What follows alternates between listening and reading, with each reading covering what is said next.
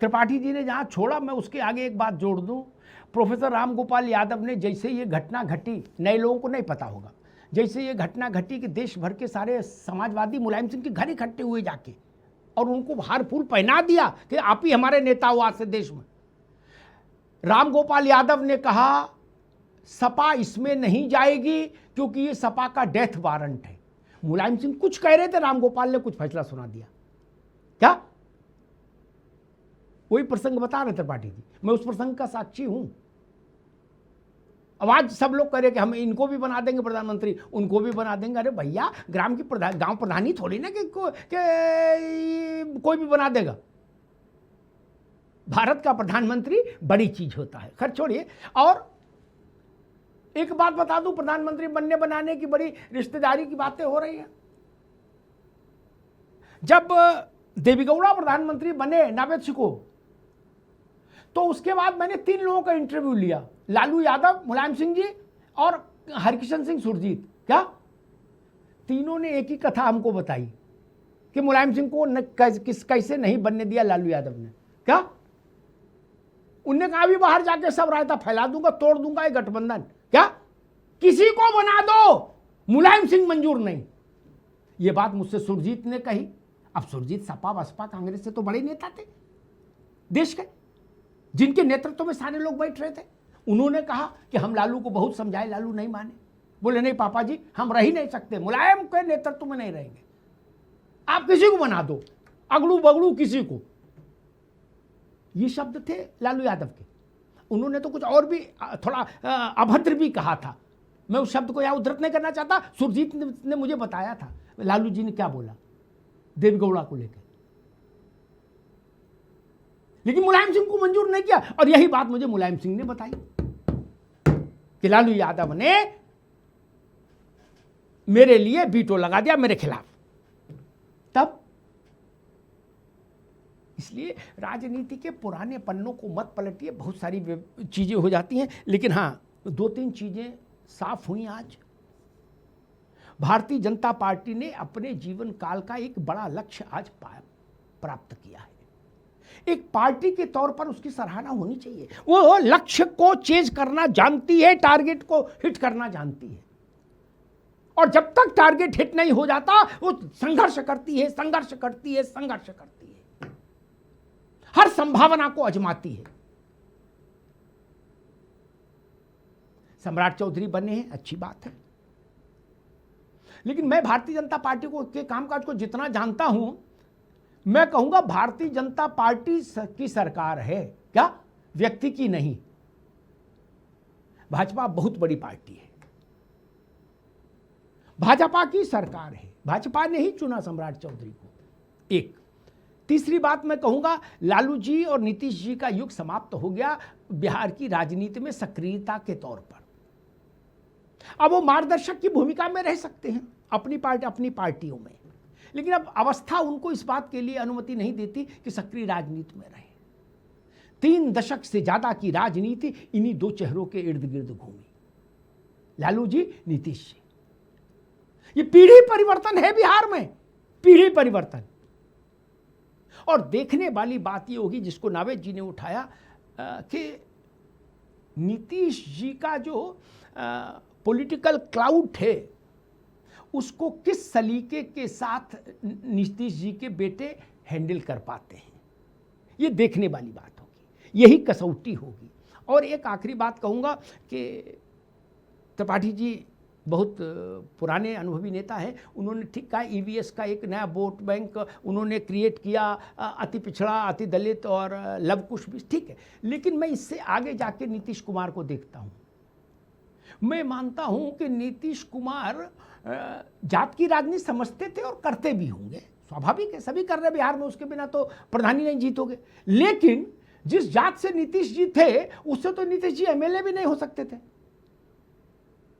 केवल जात का खेल नहीं, 2.5% वाली जात से कुछ हो जाओगे, नहीं ना। नीतीश कुमार ने बिहार की आधी आबादी को अपना वोटर बनाया, महिला को, ये समझ लीजिए। दलित, पिछड़ा, अति दलित, महादलित, ये सब छोड़ो, पहली बार जब 2005 में नीतीश बाबू की सरकार आई थी भाजपा के साथ, तो 2.5% महिलाओं का वोटिंग टर्नआउट बढ़ा था। मुझे याद है, मैंने समीक्षा की लिखी थी। बिहार की महिलाओं ने नीतीश कुमार को बिहार में अपरिहार्य आवश्यकता बना के रखा 21 वर्ष तक। और आज भी ये जो परिवर्तन हुआ है, बिहार में जो लोग करीब से देख रहे हैं वो मेरी बात से सहमत होंगे, आज भी जो परिवर्तन हुआ है, जो मुख्यमंत्री का चेहरा आप देख रहे हैं, ये नीतीश बाबू की ही पसंद है। ठीक बात है, हो सकता है उनको कोई खांटी बीजेपी पर उतना लगा हो कि नहीं भाई, अपने घर परिवार का लड़का रखो। शकुनी चौधरी आज के नेता हैं, 7 बार एमएलए और एमपी रहे हैं शकुनी चौधरी। घाट घाट का पानी पिए शकुनी बाबू। हम सम्राट चौधरी की राजनीति तो बहुत नजदीक से नहीं देखे, लेकिन शकुनी चौधरी की तो देखे ही है। तो होता है कि भाई हम किसको चुने, तो हम कहते हैं जिसके परिवार से हम परिचित हैं उसी को चुन लें। इसीलिए नीतीश जी ने आज भी कहा कि मैं बिहार की नई सरकार को सहयोग और मार्गदर्शन देता रहूंगा। और यही बात बीजेपी ने भी दोहराई कि नीतीश बाबू के नेतृत्व में ही सरकार चलेगी, उन्हीं की गाइडेंस में चलेगी। इतने शिष्टाचार, राजनीतिक शिष्टाचार के साथ सत्ता परिवर्तन, नावेद भाई, बहुत रेयर होता है आज के दौर में, वरना तू में हो जाती है। हमने उत्तर प्रदेश में देखी ना तू में क्या फोटो पांव से रौंद दी गई, इसी सत्ता के पीछे रौंद दी गई ना। 2017 का समय याद करिए, चुनाव के से पहले का सपा में क्या नहीं हुआ, और नतीजा हुआ सत्ता ही चलेगी, और ऐसी गई फिर आई नहीं। उस दौर में इतनी शालीनता और शिष्टाचार के साथ अगर सत्ता परिवर्तन हो गया तो ये लोकतंत्र के लिए शुभ है। लोकतंत्र का मतलब गाली गलौज तू में लाठी डंडा नहीं होता। 2 दल एक साथ चल रहे हैं और बिहार में नीतीश कुमार सबसे बड़े नेता हैं एनडीए के, ये समझ पहले भी कायम थी, आज भी कायम है। देश में सबसे बड़े नेता एनडीए के नरेंद्र मोदी हैं और बिहार में एनडीए के सबसे बड़े नेता, मैंने आज बिहार के किसी एक बड़े भाजपा के नेता का मैं सुन रहा था वक्तव्य में, नाम भूल रहा हूं, उन्होंने कहा था कि हमारे बिहार में हम सबके नेता हैं नीतीश जी। कोई मुख्यमंत्री हो सकता है, कोई प्रदेश अध्यक्ष हो सकता है, कोई डिप्टी सीएम हो सकता है, भाजपा जनता दल सब बोले, लेकिन हम सबके ज्वाइंट नेता हैं नीतीश जी। अपने बुजुर्गों के लिए ऐसा भाव कितने लोग रख पाते हैं, बड़ी बात है। हमने तो बुजुर्गों को गाली देते सुना कि बुजुर्गों को जवान गाली दे रहे,